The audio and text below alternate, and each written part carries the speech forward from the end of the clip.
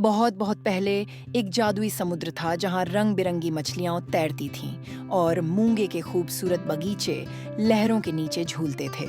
इसी समुद्र में एक प्यारी जल परी रहती थी जिसका नाम लिली था।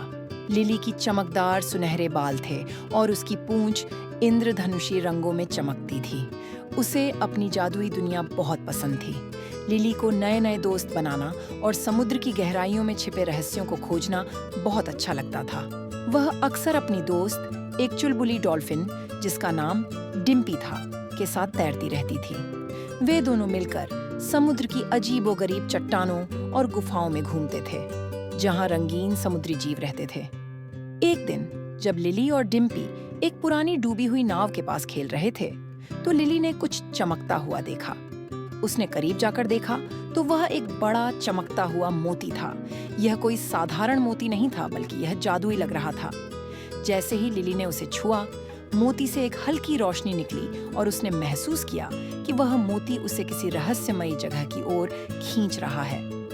डिम्पी ने भी मोती की चमक देखी और लिली से पूछा, यह क्या है लिली? ये तो बहुत खास लग रहा है। लिली ने जवाब दिया, मुझे नहीं पता डिम्पी, लेकिन मुझे लगता है कि यह हमें कहीं ले जाना चाहता है। मोती लिली को एक ऐसे रास्ते पर ले गया जो पहले कभी नहीं देखा गया था। वे एक छिपी हुई समुद्री गुफा में पहुंचे जो चमचमाते क्रिस्टल और रंगीन पौधों से भरी हुई थी। गुफा के बीच में एक बूढ़ी बुद्धिमान जलपरी बैठी थी जिसका नाम रानी ओसियन था। रानी ओसियन की लंबी सफेद दाढ़ी थी और उनकी आंखें ज्ञान से चमक रही थीं। रानी ओसियन ने मुस्कुराते हुए कहा, स्वागत है प्यारी लिली, मुझे पता था कि तुम आओगी। यह मोती तुम्हें सही समय पर मेरे पास लेकर आया है। लिली ने हैरानी से पूछा, यह मोती क्या है रानी ओसियन?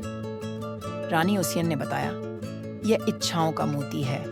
यह तुम्हें हर बच्चे की इच्छा पूरी करने की शक्ति देगा, लेकिन केवल तभी जब वह इच्छा सच्ची और सबके भले के लिए हो। लिली बहुत खुश हुई, लेकिन रानी ओसियन ने उसे चेतावनी दी, इस शक्ति का उपयोग सावधानी से करना। लिली, अगर इसका गलत इस्तेमाल हुआ तो ये अपनी चमक खो देगा। लिली ने रानी को धन्यवाद दिया और मोती लेकर वापस अपनी दुनिया में आ गई।